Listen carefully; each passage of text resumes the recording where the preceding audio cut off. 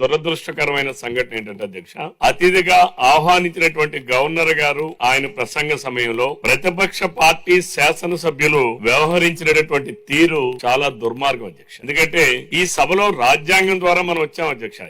ఎవరంతటి వాళ్ళుగా ఈ సభకు రాలేదు అధ్యక్ష. మన రాజ్యాంగంలో ఈ సభకు రావాలన్నా, పార్లమెంట్ కి వెళ్లాలన్నా, లేదా ఒక కౌన్సిల్ కి వెళ్లాలన్నా, లేదా ఒక రాజ్యసభకు వెళ్లాలన్నా, ఎగువ సభకు వెళ్లాలన్నా దానికి ఒక ప్రొసీజర్ ఉంది అధ్యక్ష. ఎన్నికల ప్రక్రియ ద్వారానే ఈ సభలోకి వస్తాం అధ్యక్ష. ప్రజలు ఇచ్చినటువంటి మ్యాండేట్ ఏదైతే ఉంటుందో ఆ మ్యాండేట్ ఎవరు అధికార పక్షంలో ఉండాలి, ఎవరు ప్రతిపక్షంలో ఉండాలి అనేది ప్రజలు ఇచ్చేటటువంటి మ్యాండేట్ అధ్యక్ష. ఈ రోజు మీరు ఇక్కడ స్పీకర్ గా ఈ రోజు మీరు ఉన్నారనంటే ఈ సభలో ఉన్నటువంటి శాసనసభ్యులందరూ కూడా ఎన్నిక ద్వారా మీరు ఈరోజు స్పీకర్ గా ఉన్నారు అధ్యక్ష. ఈ సభలో ముఖ్యమంత్రి గారు ప్రజలు ఇచ్చిన మ్యాండేట్ ద్వారా ఈ రోజు ముఖ్యమంత్రి గారు స్థానంలో ఉన్నారు అధ్యక్ష. ప్రజలు జగన్మోహన్ రెడ్డి గారికి ప్రతిపక్ష స్థానంలో కూడా ఉండడానికి అర్హత లేనటువంటి వ్యక్తిగా ప్రజలు భావించి ప్రజలు మ్యాండేట్ ఇవ్వకపోతే, ప్రజలు ప్రతిపక్ష పార్టీగా గుర్తించండి అని ప్రజలే గుర్తించకపోతే వారు ఇచ్చినటువంటి తీర్పులో ఈ రోజు అసెంబ్లీ లోపలికి వచ్చి ప్లే కార్డులు ప్రదర్శించి మమ్మల్ని ప్రతిపక్ష పార్టీగా గుర్తించండి, నన్ను ప్రతిపక్ష నాయకుడిగా గుర్తించండి అని మాట్లాడడం, గగ్గోలు పెట్టడం ఇది చాలా దుర్మార్గం అధ్యక్ష. అంటే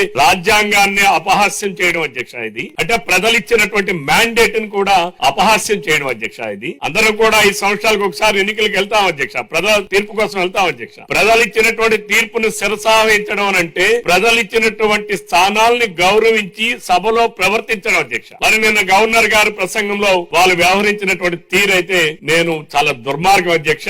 వాళ్ళకి ప్రజలు ఇవ్వకపోతే మ్యాండేట్ ఈ రోజు వచ్చి సభలో ఉన్నటువంటి మీకు నాకు ప్రతిపక్ష హోదా ఇవ్వండి, నన్ను ప్రతిపక్ష నాయకుడిగా ఇవ్వండి, నన్ను గుర్తించండి అని చెప్పి అడిగే హక్కు ప్రతిపక్ష పార్టీగా ఉన్న వైఎస్ఆర్ సిపి పార్టీ జగన్మోహన్ రెడ్డి గారి నాయకత్వంలో లేదని చెప్పి ఈ సభ ద్వారా ఈ రాష్ట్ర ప్రజానీకానికి తెలియజేస్తున్నాను అధ్యక్ష. ప్రజా సమస్యలను ప్రస్తావించాలనే ఆలోచన ఉంటే మనం చాలా గతంలో అనేక సందర్భాల్లో ప్రతిపక్ష హోదా లేదధ్యక్ష. ఆనాడు 1983లో ఆ రోజుల్లో మేము 10వ తరగతి చదువుతున్నటువంటి వయసులో ఉన్నటువంటి వాళ్ళ అధ్యక్ష.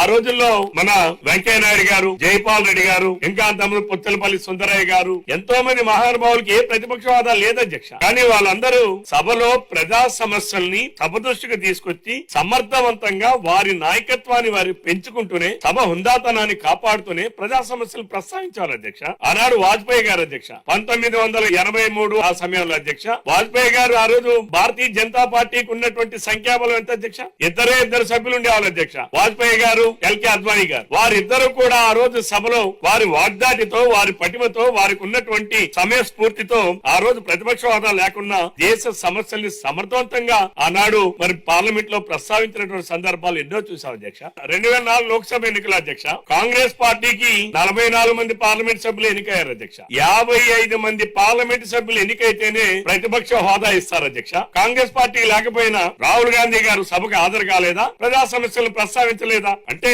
ప్రజల సమస్యల పైన ఉన్న చట్ట నిబంధనల పైన గౌరవం లేకుండా జగన్ అసెంబ్లీకి వచ్చి జగన్మోహన్ రెడ్డి గారు మరి వారి ఇష్టాని రీతిలో ప్లే కార్డులు ప్రదర్శించడం, వారి సభ్యులందరినీ గవర్నర్ గారు దీనికి అడ్డంగా నిలబడండి అని చెప్పి ఆయనే సైకిల్ చేసి పంపించడం, నేను ముఖ్యమంత్రిగా పనిచేశాను, నాకు మీరేమో సెక్యూరిటీ ఇవ్వండి, నాకు Z+ కేటగిరీ ఇవ్వండి అని చెప్పి మాట్లాడినటువంటి జగన్మోహన్ రెడ్డి గారికి ఈ సభలో గవర్నర్ గారు ప్రసంగం చేసేటప్పుడు, గవర్నర్ గారు మాట్లాడేటప్పుడు ఏ రకంగా వ్యవహరించాలో తెలియకుండా మరి ఉన్నారనంటే ఇది చాలా దౌర్భాగ్యం, ఈ రాష్ట్రానికి పట్టినటువంటి దురదృష్టం అధ్యక్ష. ఈ రోజు కేవలం జగన్మోహన్ రెడ్డి గారు ప్రజలు ఇచ్చిన మ్యాండేట్ ను కూడా తిరస్కరిస్తున్నారనంటే రేపు 11 సీట్లు కూడా అనరుడు అధ్యక్ష. కేవలం నిన్న ఏదో తన సభ్యత్వం పోతుందేమో, 60 రోజులు మించిపోతే పోతుందేమో దాన్ని రెన్యూవల్ చేసుకోవడానికి వచ్చారు తప్ప ఈ రోజు సభలో ప్రజా సమస్యల్ని చర్చించడానికి కాదని చెప్పి ఈ రోజు మనకు అర్థమైంది అధ్యక్ష. ఎందుకంటే నేను హాజరయ్యారు, ఈ రోజేమో సభలోనేమో ఎక్కుంటారు అధ్యక్ష, సభకు రాకుండా. చూసారు కదండి. మరి ఈ వీడియో కనుక మీకు నచ్చినట్లయితే ఒక లైక్ కొట్టేసి